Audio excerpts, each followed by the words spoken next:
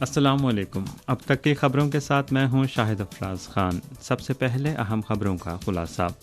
National railway کے spring festival operations کا آغاز۔ وانگی دورہ تھائی لینڈ کے دوران امریکی قومی سلامتی کے مشیر سے ملاقات کریں گے، چینی وزارت خارجہ۔ چین انسداد دہشت گردی کے معاملے میں دوہرے معیار کی مخالفت کرتا ہے، چینی وزارت خارجہ۔ اور اب خبریں تفصیل کے ساتھ۔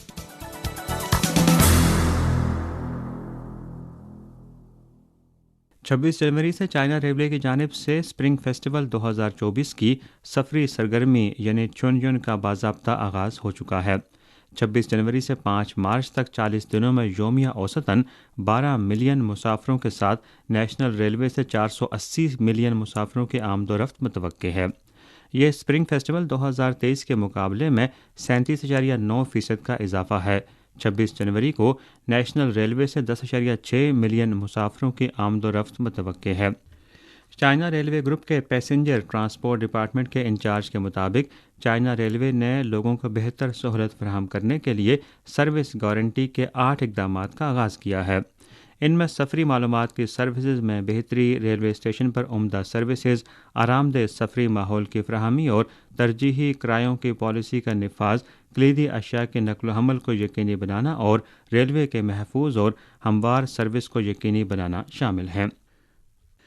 26 تاریخ کو چین کے وزیر تجارت وانگ ونٹاؤ نے ریاستی کونسل کے دفتر اطلاعات کی جانب سے منعقدہ ایک پریس کانفرنس میں کہا کہ چین میں سرمایہ کاری کا پیمانہ اب بھی حالیہ برسوں کی بلند سطح پر ہے۔ 2023 میں ملک میں غیر ملکی سرمایہ کاری کا حقیقی استعمال 163.25 بلین امریکی ڈالر رہا، جو تاریخ میں تیسرے بلند اعداد و شمار ہیں۔ چین کے سرمایہ کاری کے ڈھانچے کو بہتر بنایا جا رہا ہے۔ ہائی ٹیک صنعتوں میں سرمایہ کاری کا تناسب 37.4% تک پہنچ چکا ہے۔ اس میں 2022 کی نسبت 1.3% پوائنٹس کا اضافہ ہوا ہے، جو ریکارڈ بلندی تک پہنچ گیا۔ مینوفیکچرنگ سیکٹر میں سرمایہ کاری کا تناسب 1.6% پوائنٹس اضافے سے 27.9% تک پہنچ چکا ہے۔ انہوں نے مزید کہا کہ مخصوص ملکی سرمایہ کاری کے تناظر میں 2023 میں کینیڈا، برطانیہ، فرانس، سوئٹزرلینڈ اور ہالینڈ کی جانب سے چین میں سرمایہ کاری میں نمایاں اضافہ ہوا اور ملک میں یورپی یونین، امریکہ اور جاپان کے غیر ملکی سرمایہ کاری کرنے والے نئے اداروں کی تعداد میں اضافہ ہوا ہے۔ انہوں نے کہا کہ چین کی طویل مدتی اقتصادی ترقی کے بنیادی رجحان میں کوئی تبدیلی نہیں آئی ہے۔ چین کھلے پن کی بنیادی قومی پالیسی پر عمل پیرا ہے اور دنیا بھر کی کمپنیوں کا چین میں سرمایہ کاری کرنے کا خیر مقدم کرتا ہے۔ چین کے عالمی تجارتی مذاکرات کار اور نائب وزیر تجارت وانگ شوین نے 26 تاریخ کو کہا کہ علاقائی جامع اقتصادی شراکت داری RCEP 2 سال سے نافذ العمل ہے، جس سے چین اور اس کے آزاد تجارتی معاہدے کے شراکت داروں کو ٹھوس فوائد حاصل ہوئے ہیں۔ انہوں نے ریاستی کونسل کے دفتر اطلاعات کے زیر اہتمام پریس کانفرنس میں کہا کہ 2023 میں چین اور RCEP کے دیگر 14 ارکان کے درمیان درآمدات اور برآمدات کا حجم 12.6 ٹریلین یوان تک پہنچ گیا، جو 2021 میں معاہدے کے نفاذ سے پہلے کے مقابلے میں 5.3% زائد ہے۔ ٹیرف میں کمی اور استثناء کے لحاظ سے 2023 میں RCEP کے آزاد تجارتی شراکت داروں کے درآمد کنندگان کے لیے چین کی ترجیحی پالیسی کی بدولت 4.05 بلین یوان حاصل ہوئے ہیں۔ چین کی وزارت خارجہ کے ترجمان وانگ ونبن نے اعلان کیا ہے کہ تھائی لینڈ کے نائب وزیر اعظم اور وزیر خارجہ بامبے کی دعوت پر CPC سینٹرل کمیٹی کے پولیٹیکل بیورو کے رکن اور وزیر خارجہ وانگی 26 سے 29 جنوری تک تھائی لینڈ کا دورہ کر رہے ہیں۔ چین اور امریکہ کے درمیان اتفاق رائے کے مطابق وانگی بینکاک میں امریکی قومی سلامتی کے مشیر جیک سلیوان کے ساتھ ملاقاتوں کا ایک نیا دور بھی منعقد کریں گے۔ چینی وزارت خارجہ کے ترجمان وانگ ونبن نے اعلان کیا کہ CPC کی مرکزی کمیٹی کے سیاسی بیورو کے رکن اور وزیر خارجہ وانگی کی دعوت پر اقوام متحدہ کی 78ویں جنرل اسمبلی کے صدر فرانسس 27 سے 31 جنوری تک چین کا دورہ کریں گے۔ 26 تاریخ کو چینی وزارت خارجہ کے ترجمان وانگ ونبن نے یومیہ پریس کانفرنس میں پاکستان میں پاکستانی شہریوں کے قتل میں بھارتی ایجنٹوں کے ملوث ہونے پر تبصرہ کرتے ہوئے کہا کہ دہشت گردی انسانیت کی مشترکہ دشمن ہے اور چین دہشت گردی کے خاتمے کے معاملے میں دوہرے معیار کی سختی سے مخالفت کرتا ہے جو دوسروں اور خود کے لیے نقصان دہ ہے۔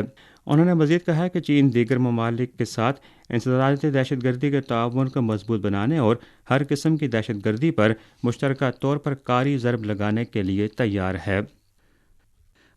26 تاریخ کو چینی وزارت خارجہ کے ترجمان وانگ ونبن نے یومیہ پریس کانفرنس میں امریکی خلائی فورس کی جانب سے جاری کردہ خلائی مسابقت کی جائزہ رپورٹ پر تبصرہ کرتے ہوئے کہا کہ امریکہ طویل عرصے سے چین کے بیرونی خلائی خطرے کے نظریے کو بار بار بڑھا چڑھا کر پیش کرنے اور چین کو بدنام کرنے کی کوشش کر رہا ہے اور اس کا مقصد اپنی بیرونی فضائی طاقت کی وسعت کے لیے بہانہ تلاش کرنا ہے۔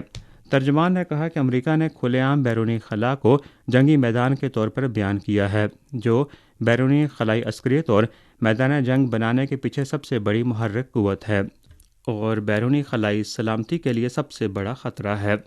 چین بیرونی خلا میں ہتھیاروں کی دوڑ کی مخالفت کرتا ہے اور ایک بار پھر امریکہ پر زور دیتا ہے کہ وہ جھوٹے بیانات پھیلانا بند کرے اور بیرونی خلا میں اپنی عسکری توسیع بند کرے۔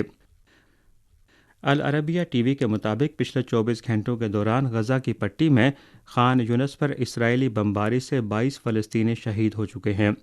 غزہ کی پٹی میں فلسطینی محکمہ صحت کی جانب سے 25 تاریخ کو جاری کردہ اعداد و شمار کے مطابق پچھلے 24 گھنٹوں کے دوران غزہ کی پٹی پر اسرائیلی فوج کے حملوں میں مجموعی طور پر 200 افراد ہلاک اور 370 زخمی ہوئے ہیں۔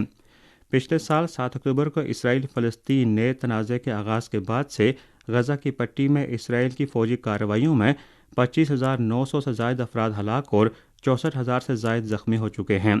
غزہ کی پٹی میں فلسطینی محکمہ صحت کے ذرائع نے بتایا کہ اسرائیلی بمباری کی وجہ سے بہت سے اسپتال معمول کے مطابق کام کرنے سے قاصر ہیں۔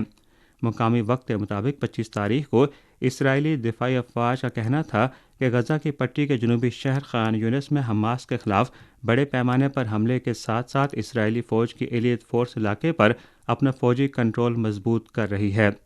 اسرائیلی فوج نے تنظیم جہاد کے انٹیلیجنس کمانڈ سینٹر اور خان یونس میں حماس کے کمانڈ سینٹر پر بھی حملہ کیا اور اسلحہ، ساز و سامان، نقشے اور دیگر قیمتی انٹیلیجنس معلومات کو قبضے میں لے لیا۔ 25 جنوری کی شام فلسطینی اسلامی مزاحمتی تحریک حماس کے ایک سینئر عہدیدار اسامہ حمدان نے ایک بیان میں کہا کہ حماس اقوام متحدہ کی عالمی عدالت انصاف کی جانب سے جاری کردہ جنگ بندی کے کسی بھی فیصلے کی پاسداری کرے گی بشرطے کہ اسرائیل بھی جنگ بندی کی فیصلے کی پاسداری کرے۔ اسامہ حمدان نے مزید کہا کہ اگر اسرائیل تمام یرغمالیوں کو رہا کر دیتا ہے تو حماس بھی تمام اسرائیلی یرغمالیوں کو رہا کر دے گی۔ بیان میں اس بات پر زور دیا گیا ہے کہ جامع جنگ بندی کا حصول قیدیوں کی رہائی اور مفاہمت کی دیگر تمام شرائط کی بنیاد ہوگا۔ 25 تاریخ کو عراقی وزارت خارجہ نے اعلان کیا کہ عراق امریکہ کے ساتھ ایک اعلیٰ سطحی فوجی کمیٹی تشکیل دے گا جو عراق میں عالمی اتحاد کی فوجی موجودگی کو بتدریج کم کرنے اور ختم کرنے پر تبادلہ خیال کرے گی۔ عراقی وزارت خارجہ کی جانب سے 25 تاریخ کو جاری ایک بیان کے مطابق عراقی حکومت نے اگست 2023 سے امریکہ کے ساتھ مذاکرات کے کئی دور منعقد کیے ہیں اور ایک اعلیٰ سطحی فوجی کمیٹی کے قیام کا فیصلہ کیا ہے۔ اس کمیٹی کے فریم ورک کے اندر عراق اور امریکہ عراق میں عالمی اتحاد کی موجودگی کی مدت کا تعین کرنے کے لیے ایک واضح ٹائم ٹیبل تشکیل دیں گے اور آخر میں انتہا پسند گروہوں کے خلاف عالمی اتحاد کے فوجی مشن کو ختم کر دیا جائے گا اور اس کی جگہ عراق اور متعلقہ ممالک کے مابین دو طرفہ معاہدوں کا نفاذ ہوگا۔ امریکی محکمہ دفاع نے 25 تاریخ کو ایک بیان جاری کرتے ہوئے اس بات کی تصدیق کی ہے کہ امریکہ اور عراق آنے والے دنوں میں اعلیٰ سطحی فوجی کمیٹی کے ورکنگ گروپ کا اجلاس منعقد کریں گے۔ خبر رساں ادارے رائٹرز کے مطابق بعض امریکی اور عراقی حکام کا کہنا ہے کہ دونوں فریقوں کے درمیان مذاکرات کئی ماہ تک جاری رہنے کی توقع ہے اور قلیل مدت میں عراق سے امریکی فوجیوں کا انخلاء نہیں ہوگا۔ آخر میں خاص خبروں کا خلاصہ ایک بار پھر۔ نیشنل ریلوے کے اسپرنگ فیسٹیول آپریشنز کا آغاز۔